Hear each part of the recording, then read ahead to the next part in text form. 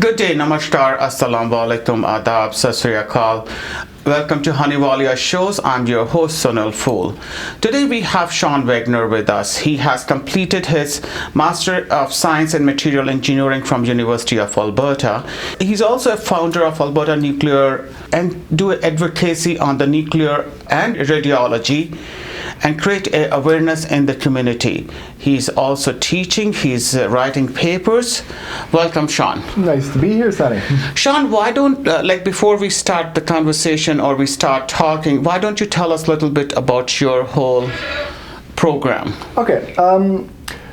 Basically, I've kind of founded Alberta Nucleus because I noticed that the discussion about nuclear in the public sphere was very kind of partisan and very separated. You would have one group of people that was saying, nuclear is good, nuclear is useful for these things, and we should really be working towards it, and another that was radiation is bad, everything nuclear is deadly, we aren't capable or qualified to be using nuclear technologies, we should shut it down and immediately forget the whole thing. And I really saw that these two sides weren't really talking to each other, and the people in the middle had no real idea of how to figure out which position to take. So I wanted to kind of talk to people in a way that they would understand that wasn't so kind of hyper partisan. We wanted to really work on setting the base fundamental level of understanding for the topic so that people would have enough information to start looking for more information themselves and feel confident in finding the answers that they wanted that would help them make a decision. Thank you, Sean. Really appreciate how you have explained in a common language, common person language. I was reading one of your paper and you did talk about the fossil fuel and nuclear power. Mm-hmm. How would you differentiate what the pro and cons are?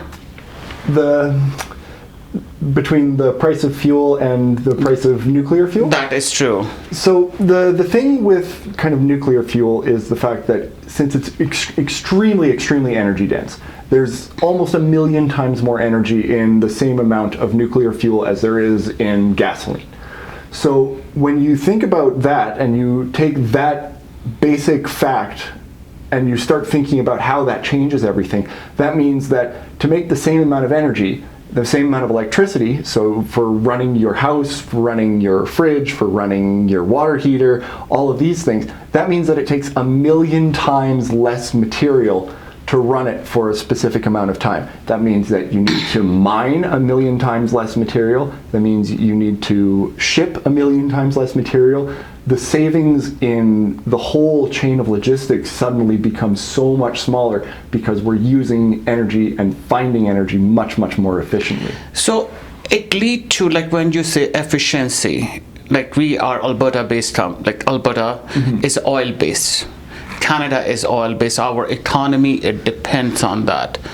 So how is it going to affect or impact or change? The thing is that it will definitely change things. It can definitely change things because you don't move from a low efficiency system to a high efficiency system without a change happening. The last time we had something of this magnitude of a change in how we operated and maintained the economy of society, we called it the Industrial Revolution, and that was when we went from muscle power and wind power and animal power to coal power. That's the scale of the change that we're talking about in terms of energy density.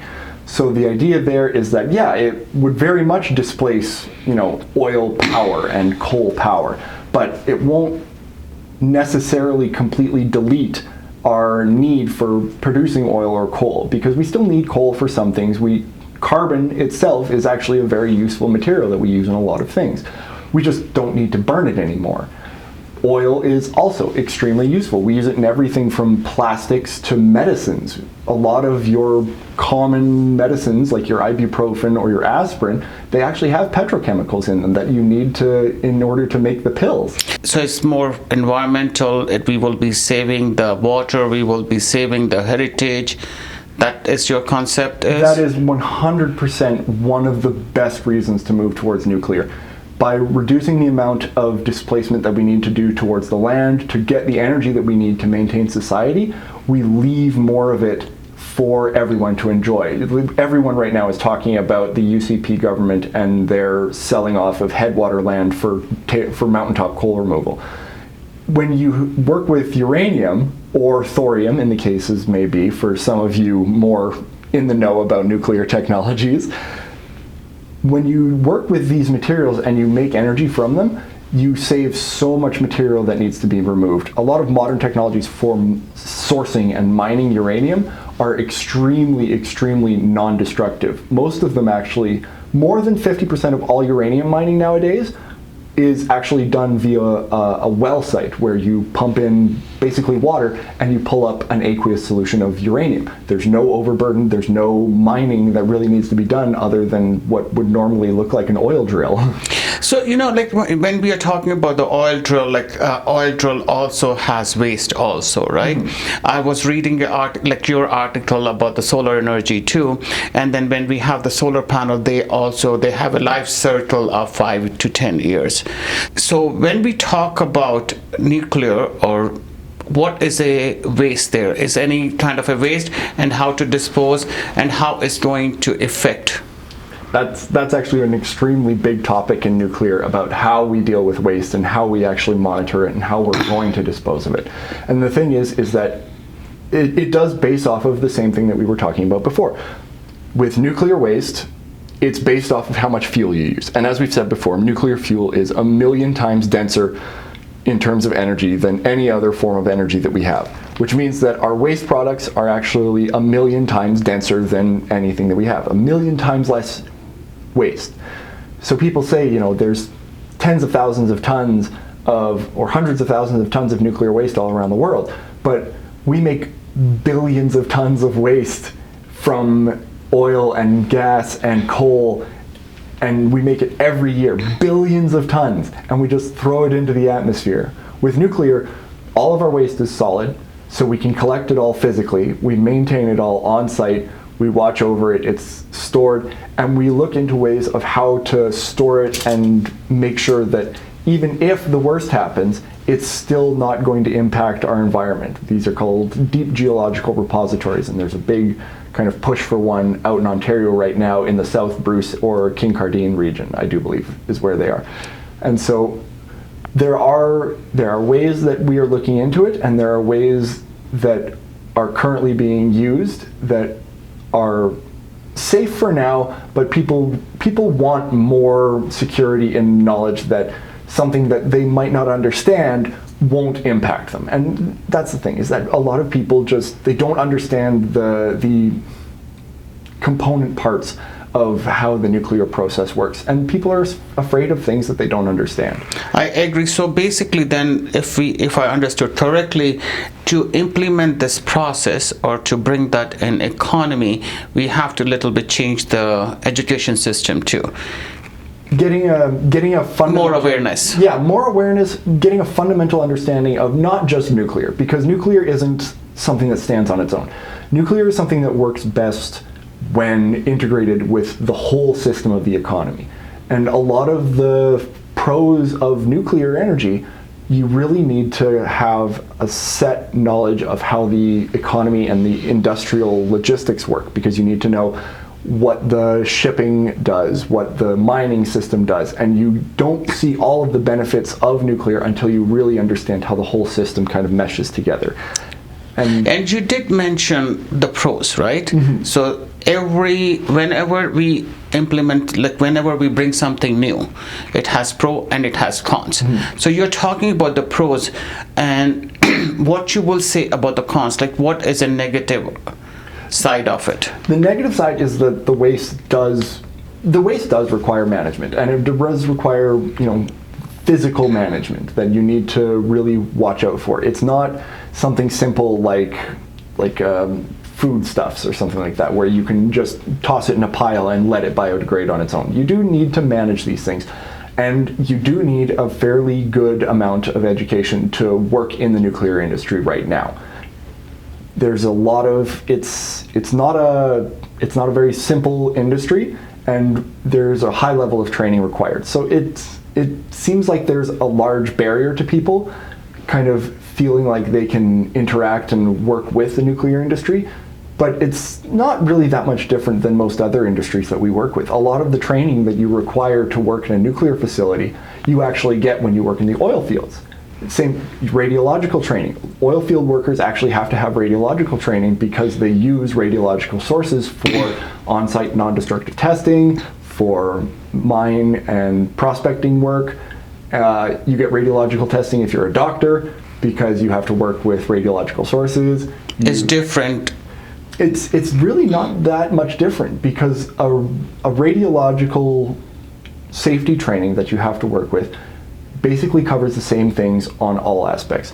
The way to avoid getting health effects from radiation is time, distance, and shielding. And that doesn't matter whether you're out in the oil fields or if you're in a nuclear facility or if you're in a hospital. It's time, distance, and shielding. You reduce the amount of time that you're exposed, you maximize the amount of distance that we have between us, Yes. as we've all learned from COVID, and you maximize the amount of shielding that you have. Again, something we've all learned from COVID. That is true, and you know that you have brought very good topic too. I don't know, have you noticed or not, like the government, the present provincial government has changed, and the occupational health and safety laws too, and they are bringing that also the radiology section to it, and I think is going to bring the positivity and then awareness in the workforce.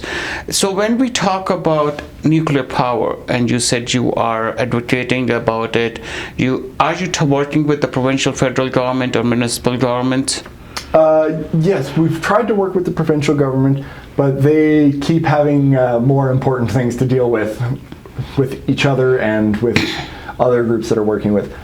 People at ANN, we've actually worked with others in Ontario and New Brunswick and BC and Saskatchewan, and we've actually helped form a national coalition for nuclear advocacy. It's called Canadians for Nuclear Energy. I highly recommend you check them out.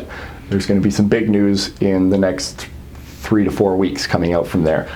But so we are working with people in other aspects of Canada because, as I said, nuclear isn't something that stands alone. To really showcase everything about it, you need to know the whole system. So that means not just Alberta, but how Alberta interacts with Ontario, how Ontario interacts with Saskatchewan, how Saskatchewan interacts with BC, all of these things, because nuclear is capable of being a very foundational technology and a very foundational chunk of industry and economy, because what you can use nuclear for is you can use nuclear to build everything. It's so very interconnected with everything else that when you start using nuclear and you start using the clean energy that you get from it, everything that you use nuclear for gets cleaner after that. So now we are talking about the economy, we are talking about the job force, we are talking about change in education system. How does you see Alberta is going to profit? I should not be saying Alberta or Canada, the humanity. It's kind of like you've had recent fundraisers and benefit works where you've made meals for people, right? Yes.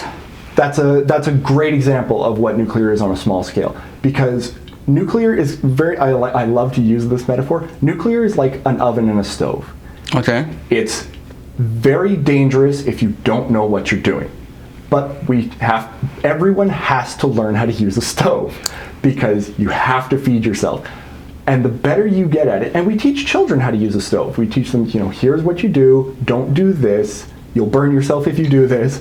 And we learn these things, and we learn how to respect this device in our kitchen, in every single kitchen that we have, that could, if used improperly, kill all of us. It's something that we don't like to think about, but a stove has more than enough energy in it to kill a person. But we use it every day. And not only do we use it every day, we use it not only for ourselves, but for others. Like when you were running those fundraisers that bring hot meals to people, you have to use a stove, and you can build goodwill with people, and you can help benefit them with this device in your kitchen that if you respect it and you know how to use it, you can multiply the amount of ability to serve and help other people. And that's what nuclear is. It's learning how to respect something that is inherently dangerous but can multiply goodwill, can make goodwill into a physical thing that we can give to other people to help them. So how do we, like when we talk about, like you have given a very good example of stove. And then I use, like when I'm doing, like, in my occupational, when we are talking about the safety, like, behavior safety, like policy and procedures will not do anything unless you change your behavior. And we tell kids, like, the children's too, what they should be doing near the stove, like, teaching them. So in nuclear side, how we can, like, to creating awareness in the children. Is any process, or as a parent or as a guardian, should we start something doing it now? There's no better time to teach people about things than right now. It's the old metaphor. The best time to plant a tree was 20 years ago. The second best time is today. Yes. So if you have a way to teach children about something, I highly recommend doing it. Look up, documentation about, how do you teach kids about nuclear energy? How do you teach kids about energy in general? Because being informed about how the world works is something that will benefit kids. It doesn't matter what they get into, whether they become a nuclear engineer or whether they become a business person or whether they become an artist. Knowing how the world works helps people live in the world. So do you have any recommendation, or do you have any program or which you have developed or worked where you can say we can start from the kindergarten, like tell you, I'm also involved with the city, recycling program, like how to do the proper recycling, how to sort out the garbage, so reduce the what goes in the waste. So in that way, and we use a different material, or prompts to teach or educate the children, because they see something, it grabs their attention and stays with them for longer. In this way, you have something. ANN doesn't specifically. We're a little small to be able to make teaching implements for everyone, but there is an organization that does reach out to educational aspects in schools and whatnot, and they're called North American Youth Generation in Nuclear, or NAYGN for short.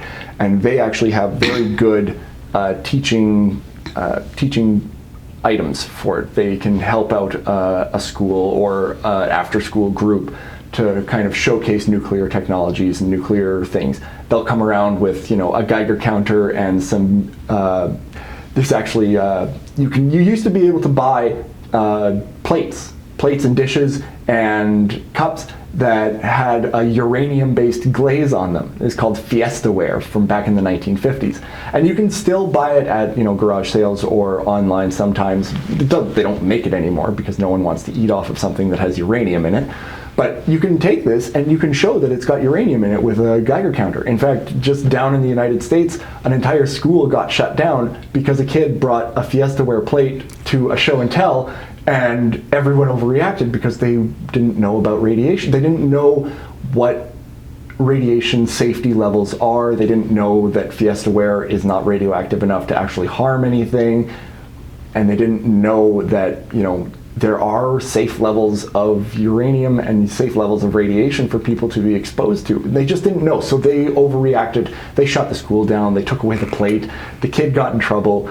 But then the science community online saw that this had happened, and they rallied around this kid. They were just like, nope, like this kid was trying to teach people something, and everyone missed the lesson, including the teachers.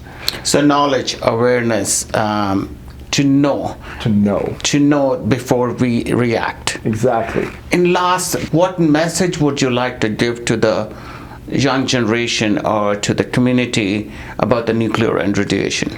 I hate to be cliche with this, as every other nuclear proponent and advocate will say this, but I really can't say it better than Marie Curie said it, that nothing is to be feared. Everything is only to be understood. Because when you understand something, that fear tends to go away. It might still be dangerous, but that fear gets replaced with respect. And respect is how we learn to use something even when there is the potential for danger, just like the oven. You respect the oven, and you can cook a delicious meal for you and your loved ones. If you don't understand the oven, You're going to burn yourself. or you're going to pay a lot of money for someone else to cook for you. Yes. No, I really appreciate Sean. Thanks a lot for coming to Honeywalia shows and giving us a more information about the nuclear, what you are studying, what you're researching, and what you're involved, and nuclear and fossil fuel radiology. Thanks a lot. I really appreciate. I loved being here. Thank you for having me. Thank you, Sean Wagner, for coming us and making us aware. Honeywalia shows viewers to give them awareness and give them a little bit more knowledge about the radiology, nuclear power, and what waste can do, and how, if we are using it, how we can save the environment, how can we save the heritage, and how the humanity could be helped in it. We don't have to be fair, as he said, Sean said, we have to be more aware of it. When we know or learn something, we can work around those things safely. That also include nuclear power, that also include radiology. Thanks a lot, everyone. Keep watching Honeywalia shows, and I'm taking a leave. Your host, Sunil Fool, till we meet again.